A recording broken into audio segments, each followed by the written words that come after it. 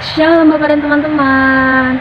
Kembali lagi dengan saya Septiana Marsolina Simbolon yang akan mengedukasi kalian semua tentang aborsi.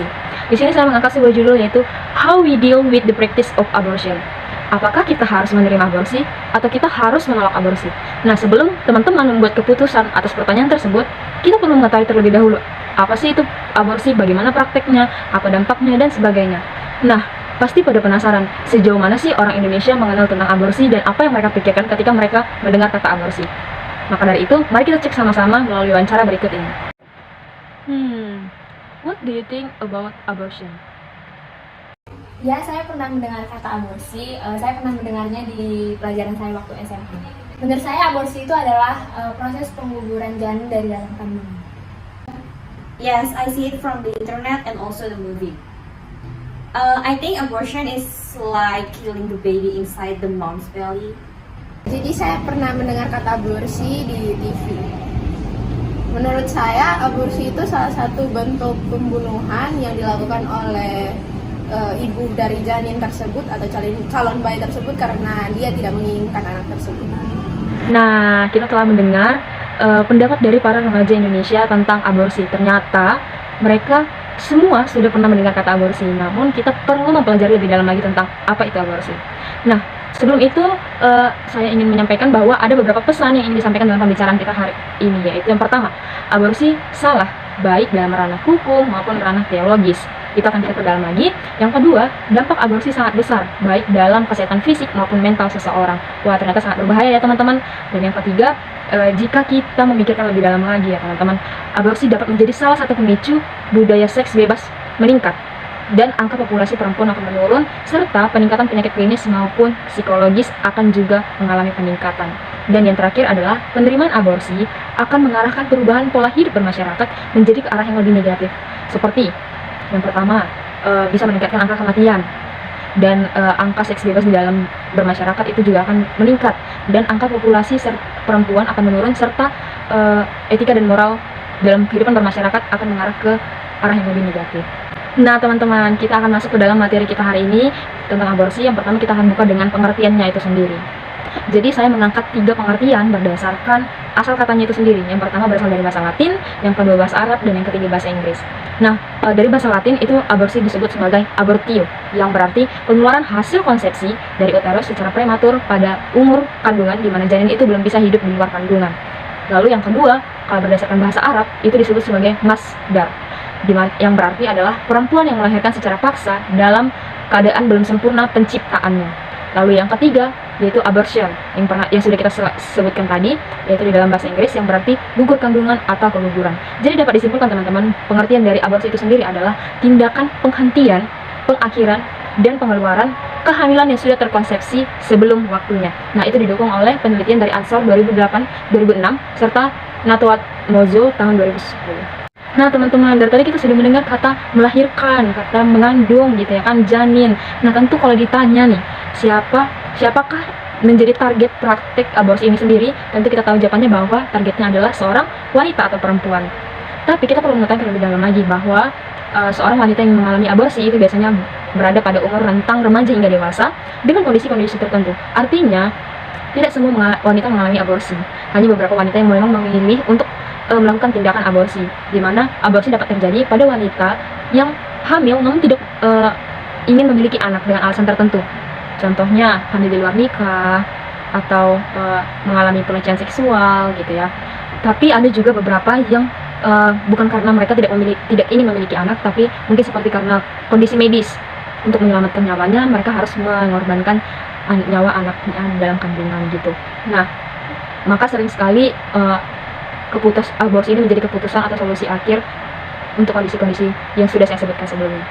Nah, aborsi ini dilegalkan ya teman-teman pada abad ke-20, dan ini dilegalkan pertama kali di Uni Soviet oleh Vladimir Lenin, di mana dia adalah pada saat itu adalah pemimpin pada negara itu, dan diakui sebagai negara modern pertama yang melegalkan seperti yang saya katakan tadi, yang diinduksikan berdasarkan sebuah permintaan. Nah, teman-teman, sebelum kita masuk ke dalam kronologi atau sejarah dari keberadaan aborsi di dunia, kita perlu mengetahui terlebih dahulu faktor penyebab dari aborsi itu sendiri. Tadi juga saya sudah sempat singgung beberapa faktor, tapi kita akan perdalam lagi. Saya membagi menjadi 2 faktor, yaitu indikasi medis dan juga berdasarkan indikasi medis dan juga berdasarkan indikasi sosial. Nah, kalau berdasarkan indikasi medis, kondisinya itu sering sekali dokter menggugurkan kandungan seorang ibu karena dipandang bahwa nyawa wanita yang bersangkutan atau ibu yang bersangkutan itu tidak dapat tertolong bila kandungannya dipertahankan karena mungkin karena mengidap penyakit tertentu yang berbahaya, antara lain seperti jantung, paru-paru, ginjal, dan sebagainya, sehingga dokter mengambil keputusan untuk mengorbankan nyawa anaknya, yaitu dengan cara aborsi. Nah, kalau berdasarkan indikasi sosial, yang kedua, dia itu dapat melakukan pengguguran kandungan karena didorong oleh faktor kesulitan, seperti karena seorang ibu telah menghidupi beberapa orang anak, di mana kondisi ekonomi mereka itu dalam keadaan kondisi yang rendah atau di bawah, atau sering kita sebut sebagai golongan ekonomi yang kekurangan atau miskin, sehingga ketika mereka ternyata mengandung seorang anak dan mereka merasa mereka tidak dapat menghidupinya atau menanggung kehidupannya, maka mereka seringkali menggunakan aborsi sebagai pilihan atau solusi. Lalu yang kedua, karena seorang wanita menjadi korban pemerkosaan dari seorang pria yang tidak mau bertanggung jawab. Jadi aborsi juga menjadi solusi di mana seseorang ketika mengalami pelecehan seksual atau pemerkosaan atau tindakan kekerasan seksual lainnya, sehingga mereka tidak mau menanggung konsekuensi dengan cara memilih aborsi. Lalu yang ketiga, karena malu dikatakan dihamili oleh pria yang bukan suaminya atau sering kita sebut sebagai hamil di luar nikah. Nah, selanjutnya kita akan masuk ke dalam sejarah dari aborsi itu sendiri di seluruh dunia. Nah, pertama kita akan masuk ke zaman kuno, di mana yang dimulai dengan pada zaman Cina kuno. Aborsi ditandai dengan ditemukannya ramuan obat-obatan untuk menggugurkan kandungan. Nah, itu sekitaran pada tahun 2000 sebelum Masehi dan dipraktikkan oleh masyarakat Tiongkok Selatan. Jadi aborsi itu sudah dipraktikkan di Tiongkok Selatan gitu. Nah, kita lanjut ke Babilonia, di mana undang-undang Hammurabi yang disahkan atau dibentuk oleh Hammurabi itu sendiri berisi mengenai aborsi paling tua, dan itu terlihat dari ayat 209 dan 210. Lalu pada zaman Yunani kuno, aborsi juga sudah ditemukan, yaitu pada abad 5 sebelum Masehi, di mana Pseudo Galeno itu menulis naskah yang berjudul Eizotokatagastros, yang berarti yang ada dalam uterus adalah makhluk hidup. Dan ada beberapa filsuf juga yang berpendapat mengenai aborsi itu sendiri. Yang pertama Plato mengatakan bahwa janin belum bisa dianggap sebagai manusia sepenuhnya. Dan yang kedua adalah Aristoteles, yang dimana mengatakan bahwa aborsi adalah proses pengendalian kelahiran dan itu sudah biasa bagi mereka. Lalu selanjutnya adalah zaman Inggris, yaitu Henry de Bracton itu menuliskan sebuah hukum sipil yang mengatur tentang aborsi dan didukung oleh terbitnya sebuah buku yang berjudul Institutes of the Laws of England. Oke, selanjutnya kita melihat perkembangan aborsi pada zaman modern. Nah, ini dimulai dari pada tahun 1800, di mana negara Amerika Serikat mulai melarang praktik aborsi setelah aborsi masuk ke Amerika Serikat dan berdiam pada beberapa waktu yang cukup lama. Nah, pada tahun 1847, aborsi menjadi persoalan pro dan kontra nih. Dan di situ juga American Medical Association itu memutuskan dengan mengeluarkan sebuah pernyataan bahwa mereka anti aborsi. Jadi setelah aborsi masuk ke Amerika Serikat menjadi sebuah persoalan pro dan kontra, American Medical Association memutuskan bahwa Amerika Serikat pure anti aborsi. Dan pada tahun 1900, beberapa negara di bagian benua Amerika Serikat mulai menyusul negara Amerika Serikat dengan membuat keputusan yaitu melarang praktik aborsi di negara mereka masing-masing. Lalu pada tahun 1983, disitulah aborsi juga dilihat dengan ditandainya Majelis Umum WMA di Venezia memutuskan untuk tidak ikut campur atau alias disebut sebagai netral terhadap persoalan aborsi ini sendiri. Lalu di situ juga aborsi mulai memasuki negara-negara di Asia Tenggara, dan itu ditandai seperti adanya dalam relief Angkor Wat yang berada di Kamboja. Salah satu klinik di Pandeglang menunjukkan bahwa praktik aborsi belum berakhir hingga saat ini, bahkan berhasil menggugurkan ratusan janin. Nah, selanjutnya berikut merupakan artefak yang mewakili dari sejarah aborsi di dunia. Di sini saya hanya mengangkat 4 artefak. Yang pertama, pada gambar pertama itu bisa dilihat adanya koin kranikan dengan gambar silpum, yaitu tanaman kontrasepsi, tetapi itu juga bisa dijadikan sebagai obat aborsi pada zaman itu. Lalu yang kedua adalah gambar yang menunjukkan peringatan terhadap aborsi, yaitu cetakan balok kayu ukiyo, dan itu berasal terjadi di Jepang pada akhir abad ke-19. Lalu pada gambar ketiga kita bisa lihat adanya relief dasar di Angkor Wat seperti yang sudah kita singgung tadi di sejarahnya pada tahun terakhir, di mana itu adalah masa di mana aborsi itu sendiri sudah masuk ke Asia Tenggara dan bisa dilihat dari relief Angkor Wat di Kamboja. Nah, beginilah tampak relief itu sendiri yang menggambarkan setan yang sedang melakukan aborsi pada seorang wanita yang telah dikirim ke dunia bawah tanah. Lalu yang terakhir adalah iklan tidak langsung yang menerima pelayanan aborsi, seperti di Sun pada tahun 1842, dan itu tuh merupakan hal umum selama era Victoria. Jadi maksudnya iklan layanan ini menjadi hal yang umum pada era Victoria, namun pada saat itu aborsi masih ilegal di New York. Nah, teman-teman, tadi kita telah mendengar sejarahnya, pengertiannya, faktor penyebabnya. Sekarang kita akan menganalisis lebih dalam dampak dari aborsi itu sendiri. Nah, ternyata teman-teman, aborsi itu tidak selalu berdampak negatif. Ternyata aborsi juga memiliki dampak positif. Maka dari itu kita akan membahas dari dampak positif terlebih dahulu. Jadi dampak positif dari praktik aborsi. Yang pertama, bisa mengurangi peluang adanya bullying terhadap pelaku aborsi atau seseorang yang melakukan praktik aborsi dengan kondisi tertentu seperti hamil di luar nikah akibat pemerkosaan. Jadi seorang wanita yang mengalami pemerkosaan akan menanggung konsekuensi, yaitu hamil di luar nikah. Jadi dengan adanya aborsi, mereka tidak menanggung konsekuensi itu sendiri dan tidak menerima adanya bullying atau cemooh dari masyarakat sekitarnya gitu. Lalu itu juga akan membawa ke dampak positif kedua, yaitu rasa percaya diri dalam hidup bermasyarakat. Dan yang ketiga, salah satu alternatif untuk menyelamatkan nyawa si ibu di dalam ranah pos medis atau klinis. Jika konteksnya wanita gagal dalam persalinan, maka salah satu caranya adalah menyelamatkan nyawa si ibu dibandingkan nyawa bayi, yaitu dengan cara aborsi. Lalu ada 3 juga dampak negatif dari praktik aborsi ini sendiri. Yang pertama, menyebabkan rasa sakit hingga kematian, dan itu didukung oleh pernyataan WHO yang mengatakan bahwa aborsi berpeluang dalam menyebabkan kematian sebesar 10-15% terhadap pelaku aborsi atau yang melakukan praktik aborsi, dan dapat berdampak dalam menurunnya jumlah populasi wanita di seluruh dunia.